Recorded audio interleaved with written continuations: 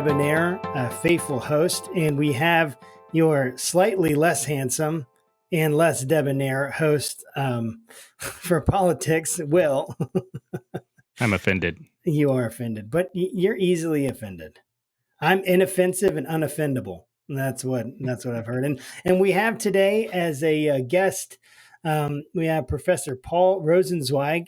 Paul is a professor and a professional lecturer at the um, in law rather at the George Washington University Law School. He earned his JD from the University of Chicago Law School and then served as a law clerk to the Honorable R. Lanier Anderson III of the United States Court of Appeals for the 11th Circuit. He was chosen as the 15th annual Sommerfeld Lecturer at the Judge Advocate General's Legal Center and School. That's a mouthful. And was awarded a Carnegie Fellowship at Northwestern University's Medill School of Journalism. In his non-academic endeavors, Mr. Rosenzweig is a senior fellow at the R Street Institute, a public policy think tank in Washington, D.C. He's also the founding member of Red Branch Consulting, PLLC, a homeland security consulting company, as well as a senior advisor to the Chertoff. Am I saying that right? Chertoff? Michael Chertoff Group. He formerly served as Deputy Assistant Secretary for Policy in the U.S. Department of Homeland Security and is currently a Distinguished Visiting Fellow at the Homeland Security Studies and Analysis Institute. Thank you so much for being on our show today. Paul, can I call you Paul, or do I have to call you Sir or Your Honor or Your Majesty? Okay, Paul is okay. Well, that's good. Well, thank you for coming on. We wanted to talk about, something that you're an expert in, and that was home economics. Is that going to... Over the past year in the pandemic, I have gotten into cooking a lot. I can tell you some of my favorite recipes if you really want. You know what? Maybe we'll do that after the show. But no, we're going to talk about cybersecurity. And it's something that we're super interested in, something that's affecting us all, apparently affecting our ability to eat meat and have gas. Not the kind of gas that you get after eating meat, but the kind of gas that you use for your car. And we are excited to talk about this today. But just to give a setup for you, Paul, what is cybersecurity, and why should we care about it, and why did you get into it? How did you become an expert in this? What is cybersecurity? I guess the formal definition is kind of tautological. It's the security of cyber systems or information technology and communications technology systems. What it means in practice is the security against malicious activity or accidentally harmful activity in all of the digital technology systems that you and I use every day. So I call cybersecurity as broad enough to cover everything from the security of this podcast to make sure that nobody puts fake words in our mouth, to the security of a self-driving car to make sure that nobody takes it over, to the security of the large-scale industrial control systems that are at the core of the modern economy. You alluded to the JSB meatpacking plant and the Colonial Pipeline in the intro. So all of those run on digital systems. And so broadly speaking, cybersecurity is the security and safety of every digital system we use, from the elevator that we came up to the office in last time we went to the office, to our electronic communications, to our cars, to everything. And since almost everything in the world is digital today, cybersecurity is in some ways the security of everything that matters to us. There are very, very few physical objects today that don't have digital connections. to give you a kind of one of my current favorite examples, uh, uh, possibly some of your listeners are gun owners, gun users. I don't know the demographic, but uh, we've been reading recently about the possibility of creating guns that have, for example, palm prints, so that only one user can use a gun, right? And it gets registered to my palm, and so I'm the only person who can fire it. All of a sudden, all of a sudden, guns become a Biometrics, right? cybersecurity issue, because once I've created a digital record of a palm print and a mechanism for registering that palm on a gun, I've now created the opportunity and the risk of that being bypassed, and this beautiful protective system that's designed to make a gun solely capable of being used by its owner into a dangerous weapon that can be used by anybody who picks it up. So even some of the most physical analog things that we have are increasingly becoming cybersecurity issues and problems. So that's what cybersecurity was. There were two more questions in your opener. I forget what they are. No, just how you got into cybersecurity, because we talked about that before when we first got introduced, Yeah, and I well, just that thought it is was a a good question. fascinating story. So I'm 61 years old. Please don't tell anybody. And back in 1976, I took the first computer programming class of my life. That was a very long time ago. Some of your listeners may actually remember a time when computers were programmed using punch cards. Uh, and that's what I did.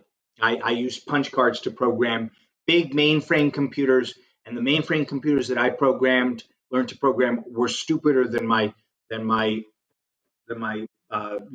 mobile phone is today. Much stupider. But I learned it, and I used that knowledge to do some work in college and in grad school, database creation and stuff like that. So I played around actually using some early computers until about 1983, when I went to law school, and pretty much forgot all my computer programming stuff and all my computer science stuff, and went on to become a lawyer until 2006. At that time, I was at the Department of Homeland Security. You said the Deputy Assistant Secretary of Policy. So we had everything for Homeland Security, from protecting our airplanes and terrorism to responding to avian flu. I did some work on pandemics back in 2005, to our terrible failed response to Hurricane Katrina in New Orleans.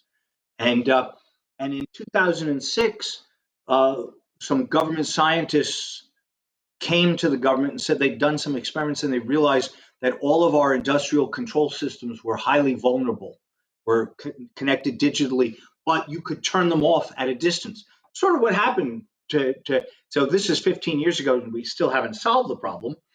But at that time, it was the electric grid, and everybody freaked out, and the government pulled together a whole of government task force. This was under President Bush, that was operating at a top secret classified level, because we didn't want people to know how badly we were screwed. Um, and in the Department of Homeland Security, they sort of looked around the room and said, is there anybody here who understands law and policy, who also knows anything at all about computers? And I kind of gently raised my hand and said, well, I did it like 20 years ago, which was what it was 20 years before. And they said, bam, you're it. Uh, and You're so it. I took part in that task force. And then in 2009, obviously, I was an appointee of President Bush. So in 2009, January 20th, I accepted President Obama's kind invitation to get out of my office. Um, and I went into private practice, where it turns out that cybersecurity was the new hot happening flavor of the month, because everybody had the same problems that the US government had. And I didn't honestly think that it would last.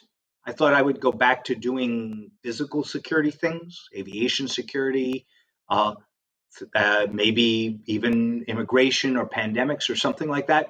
That was more of what I had done at DHS, but I was wildly wrong. Everything since then, probably 90% of what I've done since then is cyber.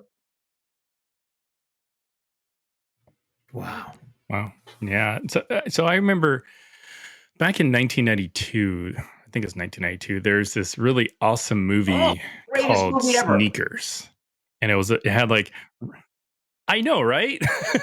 Robert Redford and Sidney Poitier. I mean, I mean, it's a good movie even by today's standards, I would say, you know?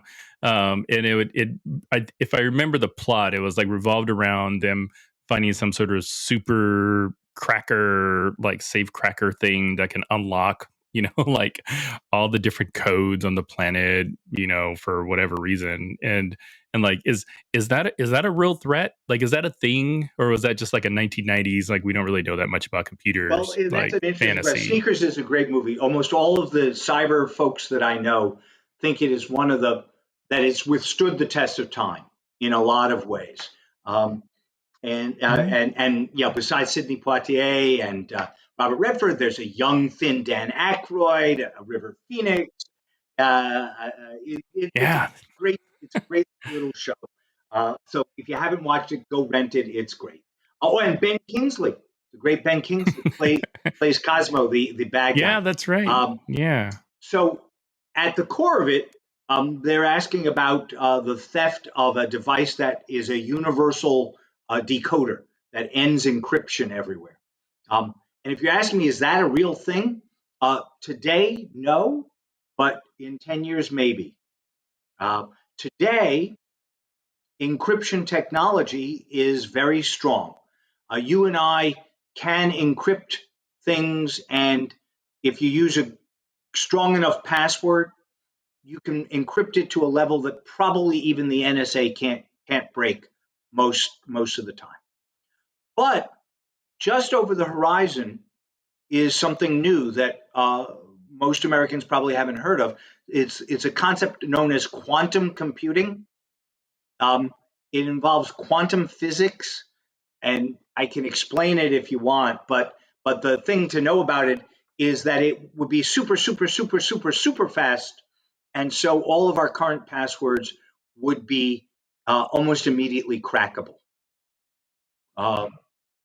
Uh, the best huh. way I can think of it is that quantum computing is so big and so fast that you could fit the entire world's internet into a current laptop if it was a quantum computing laptop. The problem is it doesn't Oh my exist yet. gosh. Um, it's mostly theory. Right now, the small advances that they've done with quantum computing involve computers that are kept in supercooled environments down to near absolute zero. So it's really like science fiction stuff at this point. Mm. But Google is dropping billions and billions of dollars into it. The US government is dropping billions and billions of dollars into it. The Chinese government, the Russian government. And they're not dropping it because they don't think they can make it happen. They think they can. It's just a matter of figuring out how. Oh my So goodness. on in the same password vein, I've got to ask, like how when President Trump was in office, he used his phone a lot, like his personal phone. And there was a report, I forgot where I read it, but someone in the UK or Europe, like, like figured out his password for Twitter or something. So like in a normal presidency, like are presidents briefed about like how, you know, to make their passwords, you know, like 8 to 16 characters with like a special character, you know, like do they get that talk that like all of us get They when we do. sign I up for a new mean, thing? you know, the nobody nobody should use a mobile device to conduct classified government business. Period. So So that's one thing. And to be fair to President Trump, they had to take the BlackBerry out of President Obama's dead hands. You know, pried it out with a crowbar because he loved his BlackBerry so much. And there's stories if you go back and look about how he wanted to keep his BlackBerry. The problem with mobile devices is their insecurity. But the reason that's a particular problem for President Trump or for President Obama or today for President Biden is because we have started to give official uh, cognizance to social media accounts, right? And so that's not really a cybersecurity problem. That's a we should never make U.S. government policy by tweet problem, or frankly by off the cuff, remarks at a press conference, right? It but it's That'll preach. Biden does it. I'm trying hard not to be total, just anti President Trump because that's not fair. Government policy is serious business. We shouldn't Sure. make big policy pronouncements in informal settings. And that's an informality thing that is a product of America in the last 20, 30 years, not really a cybersecurity problem. It's compounded, of course, by the fact that Trump's Twitter password was easy to guess. And so if the guy it was in Holland had wanted to be really bad, he could have said, he could have gone on and said, I'm announcing that we're bombing, Russia starting in 30 minutes. And that would have been a real effing problem because Oh my word. President Trump used his Twitter account for very official purposes.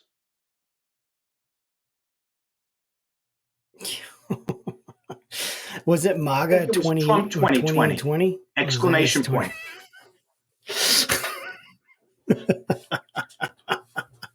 So let me. So one thing that I like to do is I like to help like people understand things like just normal lay people because that's who I am, and so I'm into actually mining some cryptocurrency right now, and of course that crypto right is that key idea there that is built on this blockchain that's built on cryptography. And as I was doing some research on it, I found out like that, like as you said, some of the most advanced cryptographic like algorithms and techniques we interact with on a daily basis and have no clue that we're interacting with it. Could you kind of in layman's terms explain like what is this cryptography? Like what's going on here? Like we interact with it with passwords and stuff like that. Like what is this? What is cryptography and how does it Well, affect our that's a life great question. as we So, interact with it? cryptography, very simply said, is the ability to encode your messages so that they can remain secret and you can pass them to somebody else. And then they can read them, decrypt them, and read them without anybody knowing. So it's the ability to transmit information on an open line that you can nonetheless keep confidential.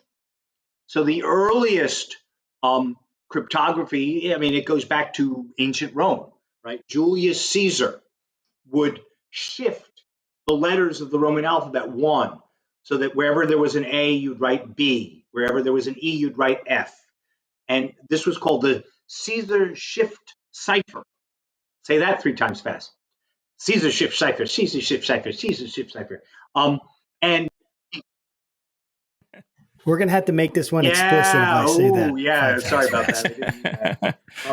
And you can change that. Some days the rule would be +2, so that A became C and E became G. Some days it'd be +5. And so long as you knew what the number was, you just subtract 5 and you get the message. Of course, that's really simple because there's only 25 shifts that are available. So if I know that you're using a shift of some sort, I can decode it by trying each of the 25. And so it's not really very good. If you let me mix up all the letters so that A can become Q and B can become L and C can become D, then there get to be like 400 million different combinations that you can use. And that's getting pretty hard to decrypt. That was basically the system that the Germans used in World War II, the very famous Enigma system that the British scientists were finally able, by using one of the earliest computers, to process things rapidly, decrypt. I'm simplifying, but that's kind of the basic answer. But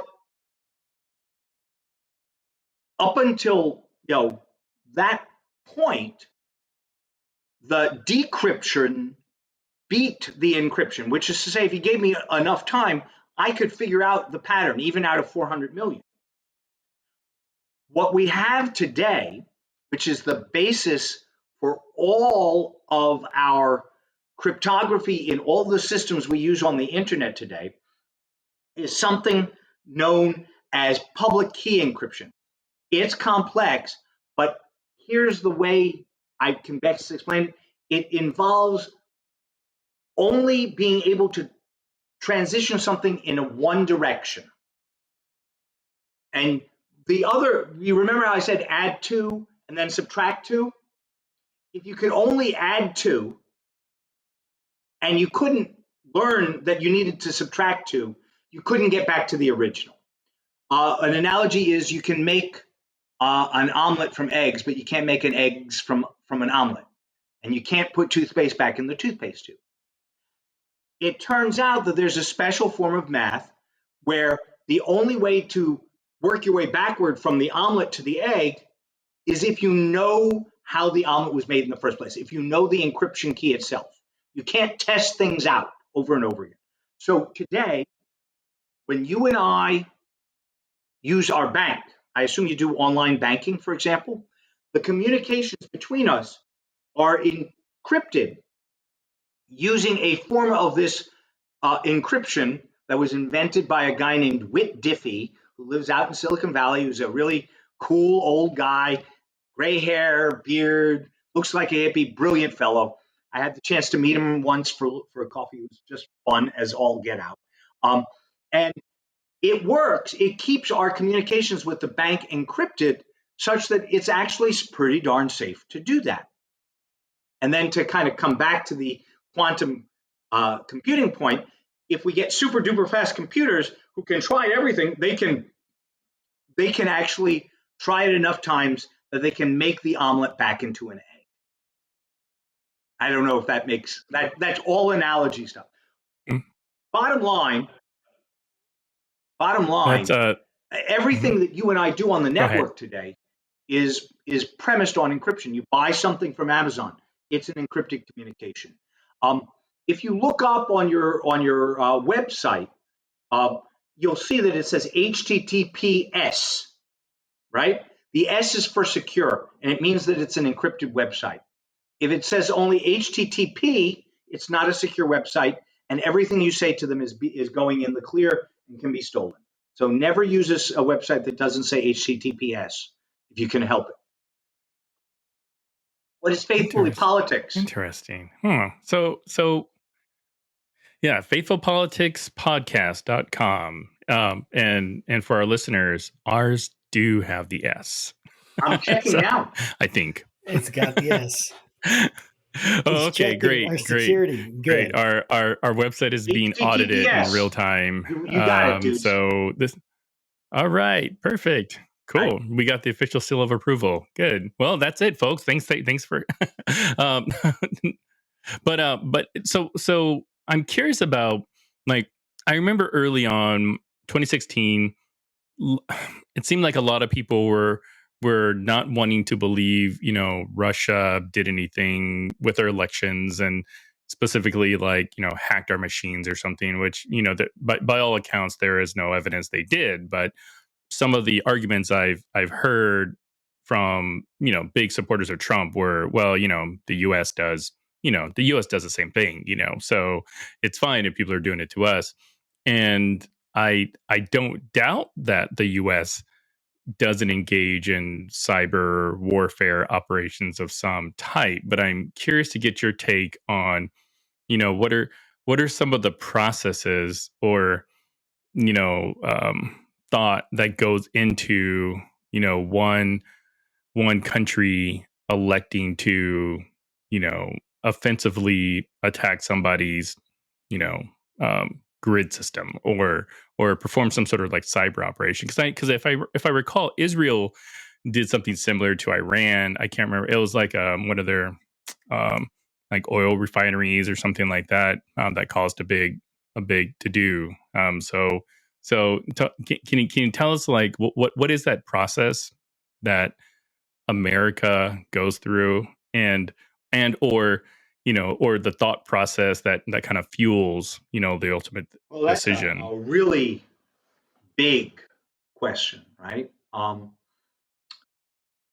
At the highest level, I would say that the thought process mirrors to a large degree the same thought process that a government goes through when it decides to interfere in another nation kinetically, say by a covert espionage operation or a confidential special operations mission. It's different, I think, than going to war and sending, tanks, planes, bombs, and everything else. But it's not at all clear to me why it should be different at the far end. Um, couple of touch points that you can think about. The first is the Israeli operation that you mentioned earlier, which the New York Times has reported was assisted by the United States. And I say it that way because I don't know the truth of it, but probably true. Um, it involved the destruction of some centrifuges that the Iranians were using to purify uranium to make nuclear bombs. And it happened in 2010, 2011. It was said to have been ordered uh, directly to have been approved by President Obama personally, precisely because the activity would actually break stuff in Iran.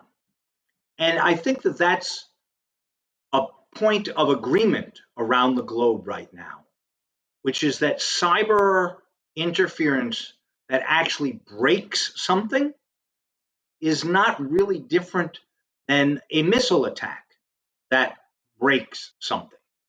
If the kinetic effects are equivalent, people are leaning into the idea of treating it as if it is equivalent.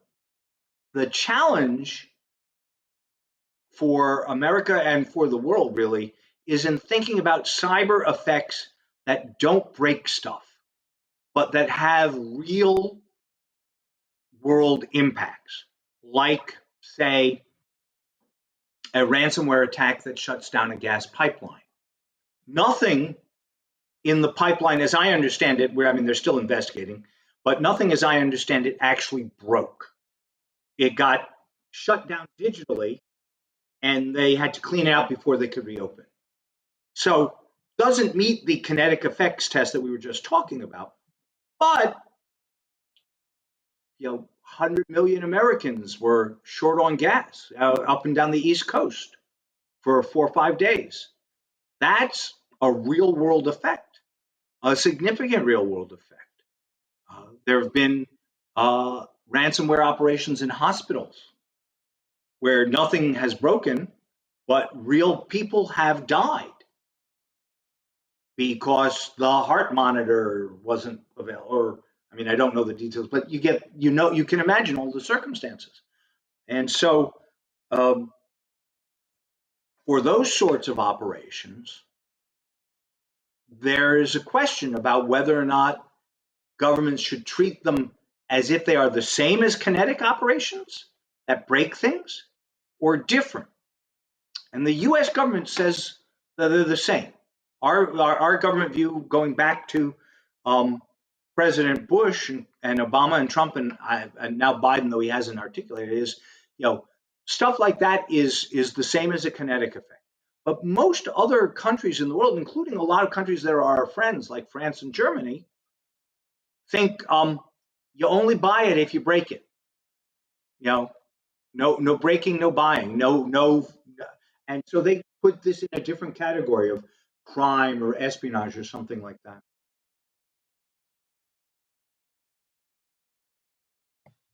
So, if I'm hearing you correctly, it's essentially like, are we considering a cyber attack an act of warfare? like a direct act of warfare, or is it supposed to be categorized as something different, in i.e., an espionage, like some kind of spy operation, as opposed to an actual act of war where something is destroyed, or people a are crime, killed, things like or a that, crime, right? Uh, uh, that or a is crime? exactly the question, and it's an important question because if we think it's an act of war, then under the laws of war we can respond, and we're not limited, Yeah, right? If somebody attacks you with a plane, you don't have to respond only with planes. You're allowed to respond with tanks or naval bombardment. I, uh, I think right. that the main reason, for example, that we don't think of the colonial pipeline as an act of war is that we're still pretty convinced that it wasn't actually a foreign government that did it. It was a foreign uh, criminal gang. And so we can't go to war with a group called Dark Sides. Um, we'll, I, I, Right. I assume, without knowing, that we're chasing them down wherever we can find them, and that if we do find them, we'll uh, do our best to bring them to justice. But it'll be a criminal form of justice because we're not making the category choice of treating them as if they were working for the Russian government and that Putin attacked our oil pipeline. And I mean, that sounds to me like it's the right answer. Uh, Even though it was a significant disruption, I don't think we want to. I mean, I'm not up for going to war with Russia just yet. Yeah, I Yeah. mean, I Well, totally I was hear going to you. say, while we were sitting here, actually, just on my computer, a news alert came across that said, the Department of Justice is elevating investigations of ransomware attacks, basically to a similar priority as terrorism. And kind of in the context of what Josh had just asked, like why would that be significant, and does it like open up like a whole other bag of money or something like that and Typically, resources yes. to I mean, investigate it? the terrorism, criminal investigations of terrorism are run in the US government through a joint terrorism task force that is supposed to, and to some degree does, break down institutional barriers, across governmental agencies and across jurisdictions. So it brings together state and local as well as the FBI. It brings together FBI and DOJ and DHS and maybe other people who have equities and know what they're talking about there. So the Joint Terrorism Task Force was traditionally our way of identifying high priority things that get a lot more resources, more money certainly gets allocated, more attention. The people who are doing that are giving it as their first priority, and that means that bank robberies and I don't know whatever else is on the FBI's plate gets less attention. Uh, if they are going to start creating joint ransomware task forces, JRTs, JRTFs, um, uh, that will be a good thing, and it will presumably involve trying to find better ways of bringing pressure on the ransomware criminals to deter them. I mean, they're going to keep stealing from us until they pay a price for stopping. And as far as I can tell, right now they don't pay any price at all. They take the money and run. They Mm, live with impunity in yeah. Russia. So even though I don't think Putin ordered them to do it, he's certainly not helping us capture them and bring them back.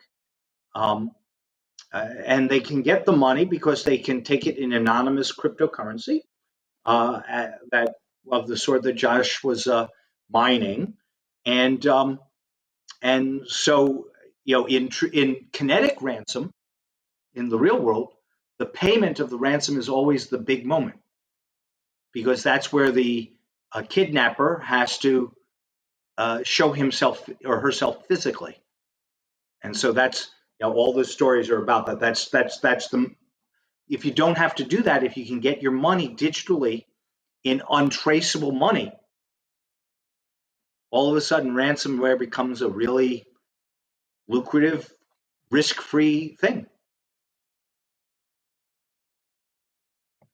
I mean, so I think that's absolutely fascinating because I'm thinking about those movies where someone's been kidnapped and then like everyone's out there and the snipers are there and they're waiting for the person to pick up the package and they're like, hey, where'd it go? What happened? And they're like going code red, but No like in this, it's snipers. like none of Yep. that's there. None of it's there.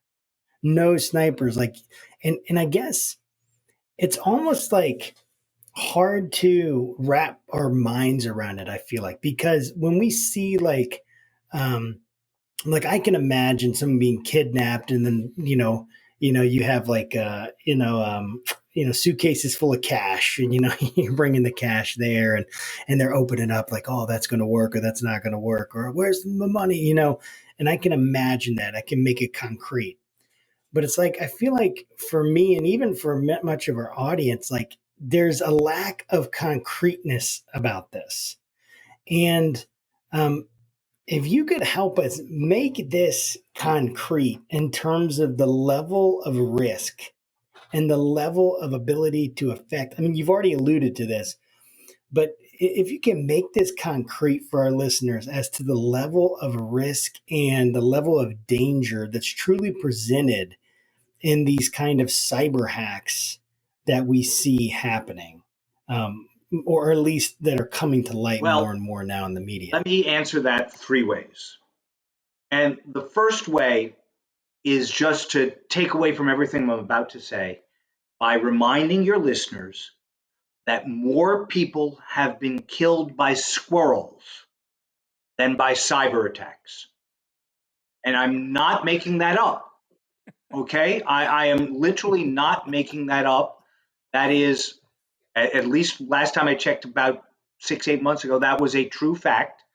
And so Nice. we have a lot of fears about what can happen. There's a lot of what we would call increased vulnerability and risk. But so far, the reality is we have not seen that with great consequence. For example, I don't know of anybody who died because of the meat packing problem, the meat rending problem. Yeah, lots of people inconvenienced, you pay more money, etc. But no human beings were killed in this attack. Likewise, the same with Colonial Pipeline. So my first answer is to take away a little bit from everything else I've said all day, but to be fair and say, stay away from rabid squirrels. They kill people. Um, yeah, and actually, my You heard favorite it here story, first, an folks. aside, and then I'll come back, is my favorite squirrel death story is a squirrel who ate through the wires that were holding an electrical transformer up on a pole. The transformer fell, Oh my hit a gosh. car with a woman inside. The car exploded. She died in the car fire, killed by a squirrel, which I think is Oh my such a gosh. horrible story. I mean, how did Mama die? Well, she was killed That by a is we got to transformer, write a a rolling book about how transformer. A squirrels. squirrel dropped on her. You just, yeah. That's crazy. There's a book called Bears Want to Kill You. We should write I a know. book called Squirrels Want to So Kill that's You. my first. My second answer is the one that we've been talking about systematically, which is that even though people don't die, all of our major critical infrastructure is now highly dependent on uh, secure cyber systems.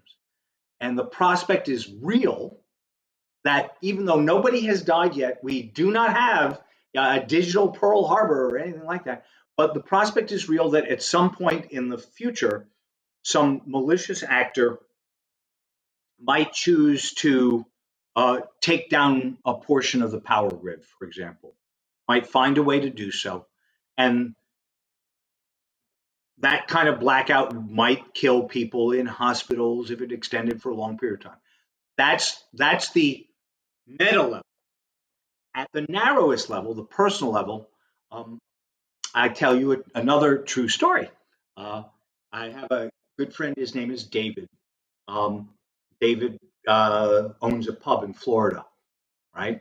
And a pool cleaning business. Nice guy, my age. I think he's just retiring. Uh, David is a diabetic. And so for all, and he's been a diabetic for many years. So, and because he's 65 like me, old 60s, yeah, he started off by having to prick his finger, test his blood, and then give himself um, an injection of insulin into his blood to regulate his sugar levels and all that. And probably a lot of your readers know people who are diabetic and have insulin problems. A lot of your listeners. Um, then along about 15 years ago, a company called Medtronics invented this insulin pump that ported into they put a port into your blood vessels and you hung it on your hip and it would test your blood repeatedly and then add insulin in. And it was a wonderful device, but of course to change it, you had to pick it up, fiddle with it, put new insulin in, right? You had to take the test results and mail them to your doctor, sort of thing. About 8 years ago, a company called Medtronics came up with an internet connected enabled insulin pump. So now, and David got one, and now you could read your insulin, your sugar, blood sugar levels on your pad. You could change your dose through an app on your pad, and you could take all of that and email it to your doctor. And your doctor could look at it and he could change your insulin dose. And he didn't have to see you. Heck, he could change it if he was on the golf course. Oh, hey, David's having a problem. Change it and then go back to the back nine or whatever he was doing. This was great, right? Life-changing device. Gave David complete freedom from a doctor, reduced his stress completely. 6 years ago, a bunch of hackers at a hacker convention called DEF CON, and they actually have conventions just like we do. They wear kilts and don't wear underwear, and they have strange haircuts, but there you go. Demonstrated that they could break the security on the Medtronic device that David has and get it to give him a fatal dose of insulin and kill him. So David was carrying around on his hip his own personal assassinate me device. Now, I told David that, and he basically did a risk assessment. He said, it makes my life great, and nobody would really want to kill me. And the only person who might want to kill me is my wife, Stevie, and she'd just poison the soup. And the Stevie part was, of course, a joke. So if any of you know David and you're listening, Stevie doesn't want to kill him, really. But he basically said, yeah, it's a risk for me. But is it that much of a risk? No. But think, for example, of Vice President Cheney, who had a heart monitor, right? We are now at a point where you can actually crack those heart monitors and do that. So if we have leaders, people who adversaries might want to kill, as opposed to the three of us who are, nobody wants to kill us, really. Uh, but if President Biden had a heart monitor, somebody might crack it. You'd have to not have that or find some way of super protecting it. Now, if you were to list your top 5 countries that did cyber well, like what would they be, kind of in order? Oh, like they're really good at cyber warfare, or as a follow-up or alternative question, can defend well against a cyber attack. The reality is that there are lots of countries with a lot of that are small, where the nation kind of hits above, fights above its playing weight, so to speak, like Israel, for example.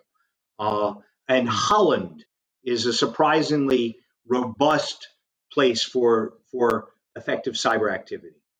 The United States continues to have probably the highest percentage of cyber trained people who are kind of creative cyber Jedis, if you will. On the other hand, China can throw, 3 million engineers at a problem. And so they are immensely effective, both because they have some cyber Jedis, but also because they can flood the problem and be responsive.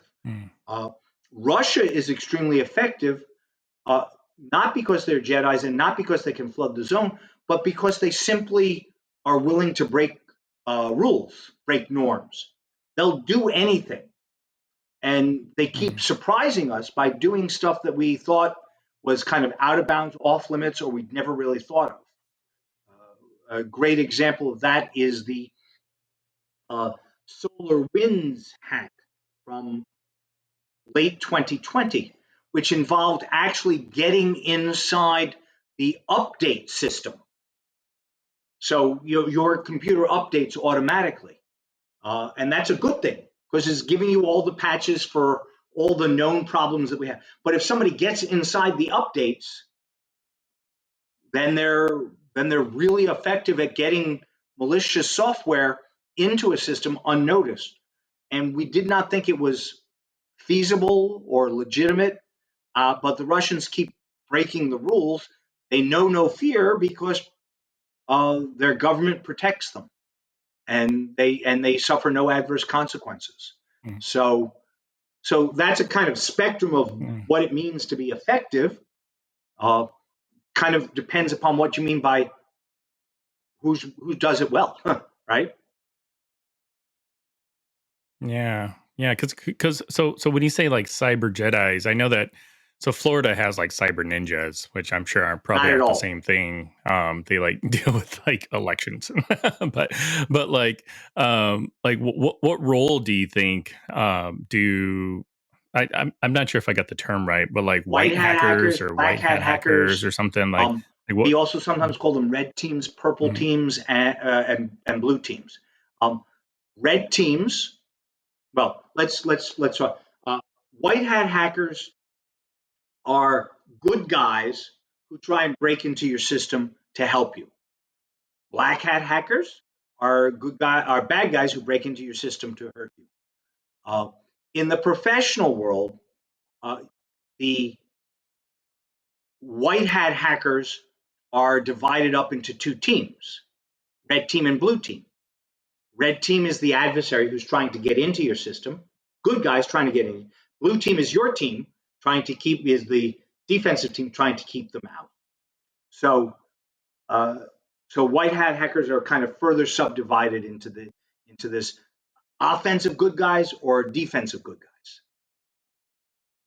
And then if they work together cooperatively, if they come together after the test to work together, they're called a purple team because red and blue make purple. So How do they recruit these like white hat hackers? I mean, like, is it just like a person trying to break into the FBI and they're like, hey, hey, great Well, job, you want a job? not often in the U.S. That is, however, how they do it in China. If you're a hacker and you get caught, you get a choice of the Gulag or coming to work for Uncle Mao, Uncle Xi, I guess it is now. And that's one of the reasons why they're pretty effective is that they have a lot of semi-voluntary recruits. Uh, in the United States, some of our hackers, our white hat hackers, are reformed black hat hackers. The most famous is a guy named Kevin Mitnick, who did, I don't know, 4 years in federal penitentiary, and then and now came out and uses his techniques for the forces of good. Um, More commonly, though, the crossover is discouraged rather than encouraged. And the white hat hackers are ex NSA, ex US Cyber Command who have come out. I have a good friend. Uh, I'll use his name is Bryson. He used to be Army Cyber. He worked over in Southwest Asia, Afghanistan, and Iraq. using cyber methods for finding targets, right? Spotting and fixing the location of enemy. Now he has a company here in America. He came home, got out of the army, opened up a company. He does red team, blue team, purple team testing. He's developed some. So that's how he does. That's the normal evolution. That makes a lot of sense. In light of like thinking about this idea of these bad guys, good guys, like in between, um, what do you think? Like, so there's the myth, and maybe it's not a myth, but it's the idea of like the solo hacker that's able to go in. He's always the guy on the spy team that's able to go in and hack everything, and there he's able to go in and hack the entire, mainframe of, whatever it is, the bad guy or the good guy or whatever. And he's able to go in and he's able to wreak havoc or whatever. And it's that one super like nerdy, smart guy that can do anything, like the Jedi. You said there are Jedis that exist. All right. So is it a myth, this idea? And moving on from this question, it's kind of a double-edged question, and then I think Will have one more before we call it a day. But is there this? Do there exist these single people? No, No, when I say no, they cyber don't Jedi, exist. It's teams of people who are people. creative. There are engineers, and then there Gotcha. are designers. Right. China has 300 million engineers. We have fewer engineers who do good work, right? I mean, I don't want to denigrate being an engineer, right? But then there are the guys who create Right. something new. That's what I mean by cyber Jedi. The myth of some single person who can, at the click of a keyboard, break into faithful politics and disrupt your podcast just doesn't exist. Cyber operations take a lot of work. In fact, we actually have a methodology. There's reconnaissance. You got to scope there's assessment. There's developing the tool. There's implanting the tool. There's executing the tool, and then there's operating the tool and either getting the information out. So it's just like any other uh, significant activity. It takes a whole bunch of things. It's kind of like building a building, right? Somebody's got to figure out what the ground looks Right. like. Somebody's got to design the building. Somebody's got to buy the concrete. Somebody's got to draw up the plans for exactly how to take the architecture and put where the HVAC goes. Then somebody's got to actually build it, and then somebody's got to connect up the electricity, turn on the lights. Then somebody's got to move people in. Right?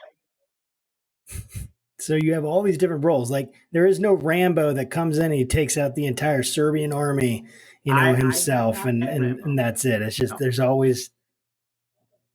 So with that, that's good to clear up. So that myth. Now we can all be super skeptical about the movies that we watch and say that's not true. And Paul told me that.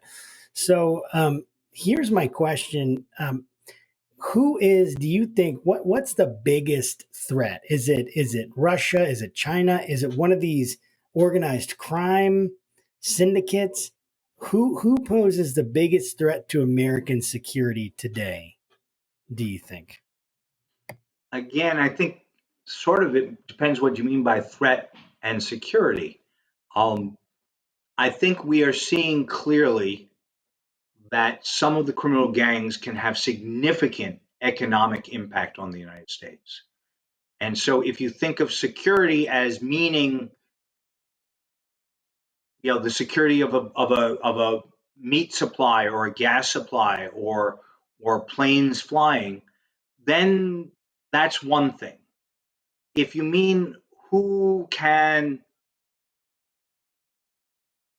use cyber means to, say, disable our national security apparatus and turn off the computer systems in our F-35 fighter, which is another way of thinking about a threat to national security, that would clearly be other nation states and probably China more than Russia at this point. So, again, because cybersecurity is the security of everything, it depends upon what you think the threats are, right? It could very well be that the biggest threat to you personally, Joshua, is one of your listeners who has a particular anger at you and some capability, who doxes you, puts all your personal information out on the web, and steals your credit card, runs up your bills, and wreaks havoc on your credit rating. That would be, that's more likely to be the person who's a threat to you than China is. Don't get any ideas, Will. Well, I think that's the reason that you're the Republican, I'm the Democrat on the show. So there's plenty of hate to go around, I'm sure. I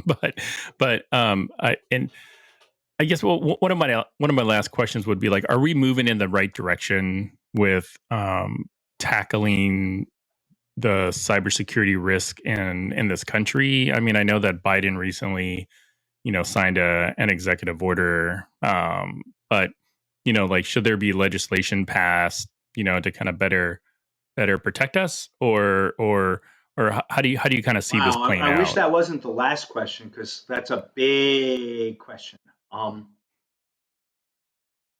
Here are some data points to think about. People are better secured now than they were 15 years ago, when the government first freaked out.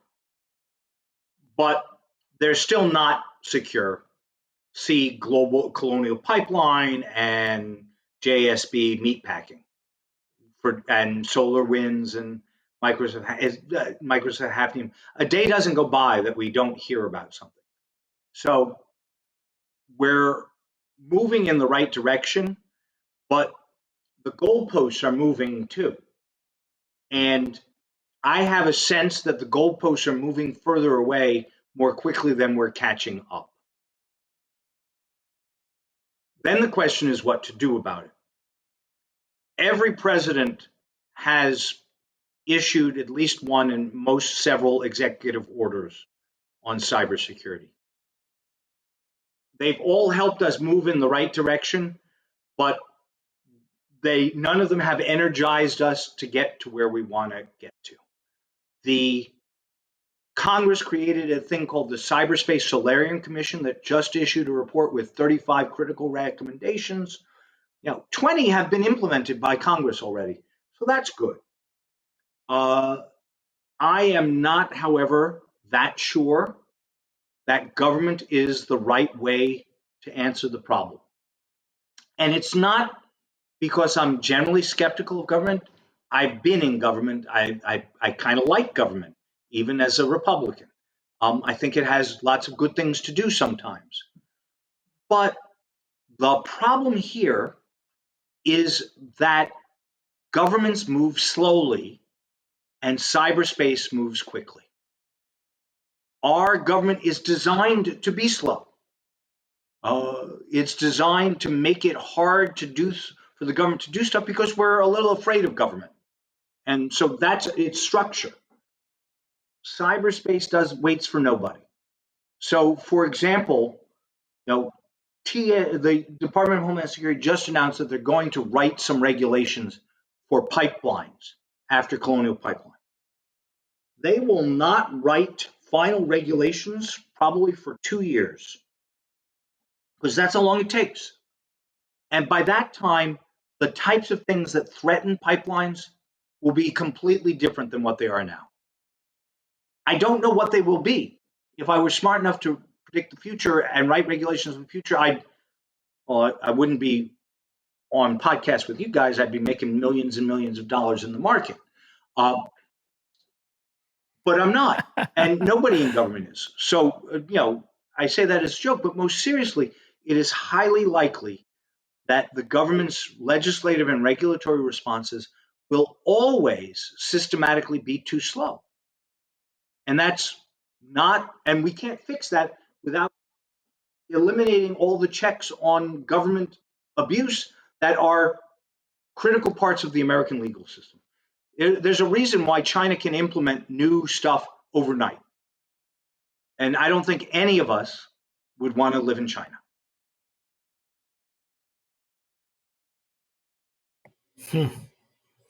You know, with that and kind of piggybacking off of that, the sense of what the future is, where we're going, are we moving in the right direction? This is the last question and we'll close out. What do you want to say? What would you want to say to our listeners as probably the most important thing that they can do in terms of their own cybersecurity and preparing themselves for them the future? Personally, three things. Yes. Encrypt your data so that nobody can steal it. Use a random password generator.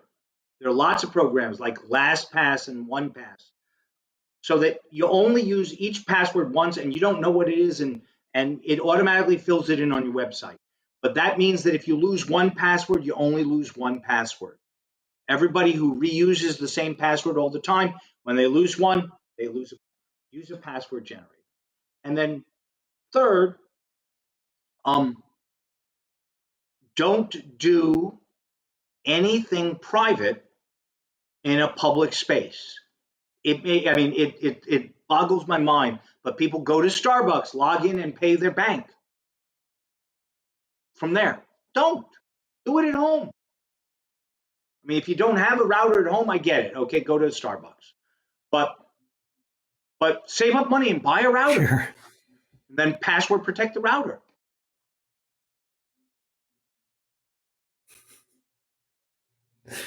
Well, there you go, man. Well, Paul, it's been such a pleasure to be able to have this conversation with you today. I know it's very enlightening for me, and I'm sure it was for Will, and it will be for our listeners. So thank you so It's much. my pleasure. Yeah, thank you. Yes, and we will. So this has been again Paul Rosenzweig talking about cybersecurity here on Faithful Politics. We appreciate you guys, and we'll talk to you next time. Bye. All right. Bye-bye.